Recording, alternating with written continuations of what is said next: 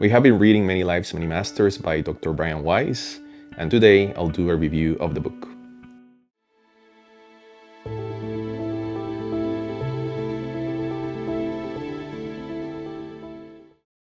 Welcome to a new episode of Inner Wisdom Life Guidance. Today we're going to be talking about Many Lives, Many Masters from Dr. Brian Weiss. This is a book that we have been reading this month of January. I'm assuming that you already read the book. I'm not going to go over all the details on what happens. I'll share why I like it, I'll give it a rating, and then I'll talk about the key concepts that the book has that I believe are very important. If you're watching for the first time, in this channel we talk about mental health, financial wellness, and mindful eating. You can go ahead and subscribe if this is something that interests you. All right, so now let's talk about the book, Many Lives, Many Masters. First, like a very high-level recap on what happens. So you have Dr. Weiss. He is a prominent psychiatrist. He has crazy credentials, basically. He is amazing. And he has this client, this patient, Catherine, who suffers from phobias and anxiety and other mental health issues that she has. And Dr. Weiss treats her like for 18 months, nothing changes. They do hypnosis and they're able to go back when she was little and they recognize a few traumatic experiences, nothing changes. And then after that, in a different session, she has a past life regression. And Dr. Weiss is extremely shocked at what's going on. He doesn't understand. And then that starts this beautiful process where Catherine shares her experiences in past lives that are linked to her trauma, but also between lives, when she's in the spirit realm, let's say, she's able to pass down these messages from master spirits to Dr. Weiss. And yeah, I find the knowledge and the wisdom, the messages to be just wonderful. So before I do the rating, why I like the book or why I think it's such a great book to read, and that's why, and why I chose this book as the first book that we're going to read this year, and the first book in my channel actually. I think it has all these core principles on spirituality that are communicated in such a good way, very clear, very easy to understand. And the story itself is just fascinating. If you think about this, you have Dr. Weiss, who is a scientist, and when all this is happening, he is constantly questioning, what is this? I don't understand it, or I don't believe it, right? He is applying this scientific approach to everything that is going on, but he keeps an open mind, and this is so important, and it's one of the perhaps core messages that I believe is worth remembering. He keeps an open mind. As a result of that, he's able to document, analyze, look at the evidence, see if there's any correlations. And based on that, he changes his beliefs and he starts adopting these new knowledge or these new beliefs that transform his life. And he waited 4 years between the last session and when he started writing the book, and it shows you how much he was doubting from doing this, because of course a scientist, a psychiatrist, publishing something about past lives and spirits and stuff like that, it wasn't going to go well because of how in society this is not, let's say, accepted, right? But he did it, and it's been amazing. I think this book deserves 5 stars out of 5. That will be the rating that I have. And I have something funny to show you. The first time I read this book was in Spanish when I was a teenager. Here's the version. It's pretty old, like the pages are even yellow. And yeah, I think again, for me, it kind of brought this knowledge that I couldn't find in religion. I was born and raised a Catholic. And usually I had a lot of conflicts with religion and things that were explained. I didn't agree with them or they didn't make sense to me. And this book totally fills that gap. And yeah, that's why I really like it. And that's why I have recommended this book to many people as the first book that you should read when you start your spiritual journey. Now let's look at some of the key concepts that the book has. I think the first one that I'm going to touch on is the fact that what are we? We are spirit. We are not our bodies. Our bodies are just a vehicle for us to learn, but we are spirit, and that makes us immortal. We are eternal, and we incarnate on different lives, and we come into this world, into this realm, with the purpose of learning. We come into this world to learn. That's the reason why we are here. Why we do it in physical form is because through physical form, we are able to experience things, and we're able to learn in a way that you can't in a spirit form. And that learning, it's very important for our growth. As spirits, we can also learn, and that's explained in the book, and you learn faster. However, it's different, right? You need your body, you need your physical experience to properly learn the lessons related to being in a physical body. Our spirits, we come from God, but the way I like to say it is that we are God, and many books explain this. We are God. God is in everything. We are interconnected. We are one, right? So our spirits come from God. And the other thing that I explain very well in the book that I really like is that at our core, we are pure, we are perfect, we're like a diamond. So everyone is the same. The difference is that, well, we're growing, right? Everyone is growing at different stages in their lives, but at the core, we are the same. And the analogy they use is that of a diamond with different faces, let's say. And the way this works, when you come into this world, there's certain faces of the diamond that you already developed, or you already, let's say, revealed, they're exposed, and those are usually your strengths. Perhaps you're very kind, or perhaps you are, I don't know, you're good at math. I don't know, there's all these different aspects that you have. Maybe you're very good at art, or music, or whatever, right? Everyone, you can see it very early in stages. Kids are very good at different things. And as you come into this world, you develop the other faces of the diamond. Basically what you're doing is removing, let's say, layers that are obstructing or covering those other faces. And as we go through different lives, you clean and expose all the faces of the diamond. The other thing that I want to add here that I believe is very important is that when we come into this world and we are this pure child, the diamond starts getting covered by all these layers of beliefs and conditioning that we have in society.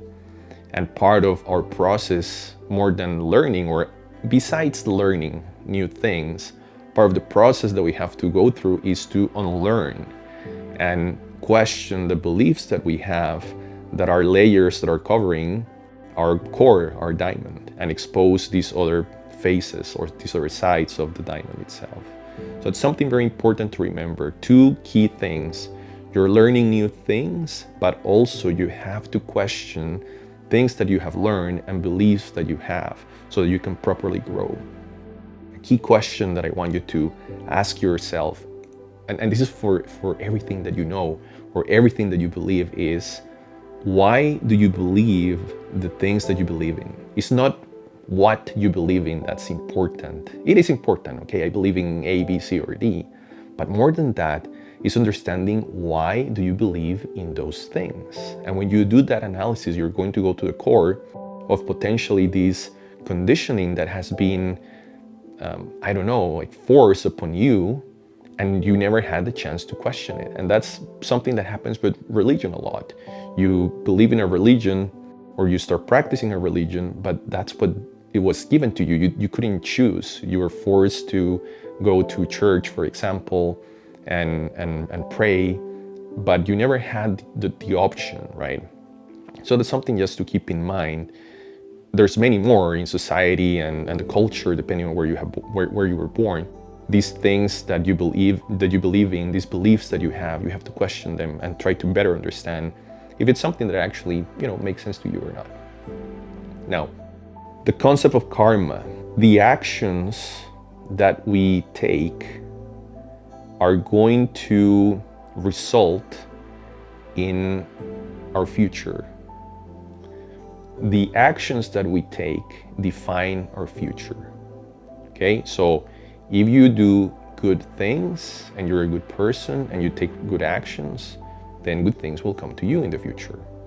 If you don't, then bad things will come to you in the future. If we take this concept and we look at it at the reincarnation and multiple lives perspective, what's happening is you live your life, you die, and after you die, you're the one who does an assessment of your past life. What things did you do well? What things you didn't? What things you learned? In which things you failed? In which things you have to grow? What experiences you're lacking? It's you, it's us. We are the ones who assess ourselves after we die. And then in guidance with master spirits who are basically more evolved beings, let's say, or more evolved spirits, or more evolved souls, however you want to call them, we define what are the experiences that we need in this next life. We are the ones deciding that. So when you are in this super conscious state, let's say, which is basically your inner wisdom, which is what I've been talking about through my different videos and on my website, when you are in touch with this, when you are in this state after you die, you have this massive wisdom to understand what was done right and what wasn't, what things you're lacking, what things you have to go through again because you still need to learn. In essence, the life that you have today is a result of your past choices and actions, and you decided this is what I need to go through because this is what I still need to learn. This is so, I will say, in a certain way liberating, but also it gives you this sense of accountability. It's not this, I don't know, like magical being that is sending these challenges to you. It's us. We are the ones who define these when we come into this world. And what I would like you to do when you think about a challenge that you're facing or things that happen in your life, I would like you to remember that, or I would like you to have a different perspective. Rather than thinking as a victim, try to think about the learning opportunity that you have because of this experience, of this challenge that you're facing, and see what can you learn from it? What should you learn from it? How is this going to make you a better person? That's going to totally change your perspective in life. And whenever you have a challenge, you're going to see it in a very different way. The suffering that you might have from the challenge is probably going to go away because now you're going to go through it, but you're going to be conscious and aware that you are learning from it. It's a gift. The challenges that you have are a gift for you to learn and grow. Remember, that is so important.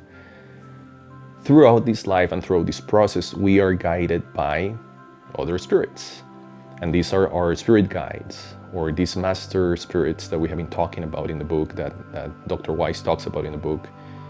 We have, in a way, guardian angels, if that's how you want to call them.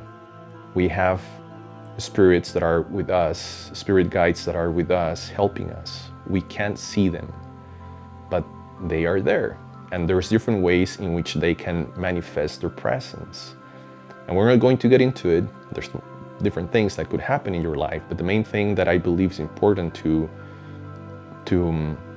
mention is that you want to be aware and you want to listen to your intuition, because when you do that, it will be easier for you to catch if there's a message being sent to you. And what could that be? Maybe there is an opportunity that's coming to you, and what that opportunity is. And when you're aware and it comes to you, take advantage of it. But be aware and follow your intuition. I think that's very important to remember. And part of these spirit guides that might be in your life, be part of your life, are perhaps people that were close to you, either relatives or friends, that were very close to you, and they come back to help you, to guide you in spirit form. So remember that people that pass away, they're still with us. They're somehow helping us and guiding us. And once we die, we will see them again, right? And then after we die and we see them again, we decide again, okay, what are we going to do next life? And when you think about your family specifically, I think this is so important. We decide who our family is going to be. That's something that it's an agreement that happens in this spirit realm before we incarnate into this world. We also decide, based on this, again, concept of karma, we also decide where we're going to be born, in which country, which city, which region. There is a shared karma that you have with other people, and that's why you were born in a specific place. And then you also decide what's your gender. You also decide what's your body like, what do you look like. You decide all these things because all these things are the parameters, let's say, that are going to define what's the experience that you're going to have in this life, in this world, and what you're going to learn. This is so important, very important to remember. You decide this, and now you have to, it's like a video game if you want to put it that way. You build your character, and then you go into whichever world you're going to be playing, and you have all these tools or all these weapons, all these skills. You decided all that before you came into this world. You have all these allies, and then you go and live the adventure of life, okay? When instead of a video game, we do it in real life. So I think it's a very good analogy. I hope you like it.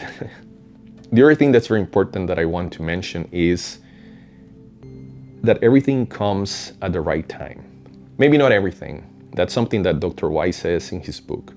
I'll say certain things come at the right time, and we have to be patient for them. And I guess a very good example that I like to use is your spouse. In society, depending on where you're from, in society, usually you have this pressure to be with someone, to have a partner. And if you don't, there's a problem with you. How come you don't have a partner? What's going on, right? And there's all this pressure, and you have to remember that everyone is living their lives in their own timeline, and things are going to come to you at the right time. Now, with that said, it doesn't mean that if there is a partner that you made a contract with before you come into before you came into this world and you're going to be together, it doesn't mean that you're going to hide in the basement and magically your partner is going to show up. I don't believe that that makes sense, but you need to live your life to the fullest. You need to do the things that you love, and then at the right time, your partner is going to come to you, and you will know it. And for those who know me personally, I usually tell the story of, when we talk about these kind of topics, I share the story on how I met my wife. And it's just crazy how all these things lined up so that we could meet each other and start having a relationship. She's from Canada and I'm from Costa Rica. It was just wonderful, all these coincidences. And I would like you to think and analyze if this is something that has happened in your life. Look at something as meeting your partner and how you met your partner, and realize, are there coincidences here? Are there things that seem too good to be true? And that will, everyone is different. Of course, we are all going to have a different experience on how we meet our partner, but you're going to probably realize that there's things that had to line up in a very specific way so that could happen. And to me, that's a good example, at least in my life. This is a very good example on how I can tell that things were decided. We were meant to be together. I believe that, I've seen it. That's what I have learned, and that's part of the knowledge that I'm sharing with you based on the knowledge from the book. The fact that things come at the right time, it doesn't mean that you don't take action. As I said before with a spouse or your partner example, you have to live your life to the fullest. You have to do the things that you like. You have to do the things that you love. You have to do the things that you enjoy. Do it. And through that experience, you're going to be exposed to situations where eventually you're going to meet your partner. So that's my point of view here. It's not that you don't do anything and things come to you. No, you have to live your life. And the things that are meant to come to you, they will. Another key concept that I want to mention here is knowledge. As I said before, we come into this life to learn. That's the purpose. Knowledge is what help us be godlike. The more we know, the more we grow. The more we know, the more we grow. The more we know, the more wisdom we develop. The wiser we are, the wiser the choices that we make. And the better choices or wiser choices that you make, the better your life is going to be. Going back somewhat to the karma concept, the karma principle, and all these multiple lives and how you learn and how you decide what are the experiences that you're going to go through. There's a saying that goes, powerful people make powerful choices. I prefer to, or I can add or say in a different way, wiser people make wise choices. And these choices, these decisions, these actions are going to shape your future. But before that, what you decide today is going to shape your reality, your present. So your thoughts, your actions are going to shape your world. And that's going to also manifest in the future. So remember that. And when I say actions, it's not only what you do, it's also what you think. That's why it's so important to make sure that you have healthy, good thoughts, that you focus on good, positive thoughts, because that's going to influence your present moment, that's going to influence your life right now. It's going to help you, as I said before, make better decisions, and that's going to have a key impact on your future. Remember that. To wrap up the episode, there's a key practice that I would like you to follow moving forward. Since we are here to learn, I would like you to start having this learning mindset in your life with everything that happens to you. And right away do an assessment on how well you did. Evaluate yourself right away. Don't wait until, what I'm trying to say is, in the process that that's explained in the book, we die and then we look back and we say, okay, this was good, this was not. And then in our next life, I'm going to do A, B, C, and D to grow, to be better, right? What I'm telling you is, do this every day.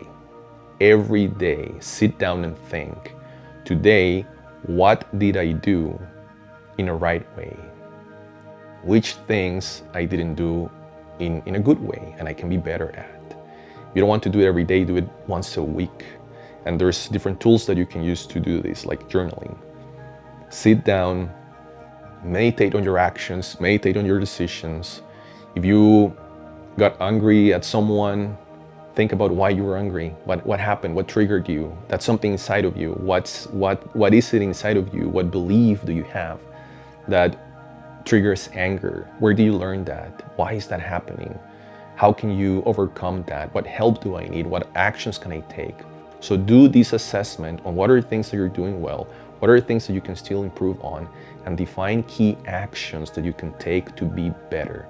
And do this regularly. The more you do this, the better your life will be. And I can guarantee this because you are basically in this life, in this moment, you're doing that self-assessment that you do at the end of your life, but you're coming back and doing it in the present moment, and you're trying to see how you can get better and better every day. So that's, I will say, one of my main messages or one of my main recommendations after reading the book, doing this self-assessment constantly and trying to see how you can be more virtuous, how can you be better, what are values that you should develop in yourself, what practices and habits you need to cultivate so that they help you with your growth right now in this life. With that, my friends, thank you for watching. If you like the book, let me know in the comments below.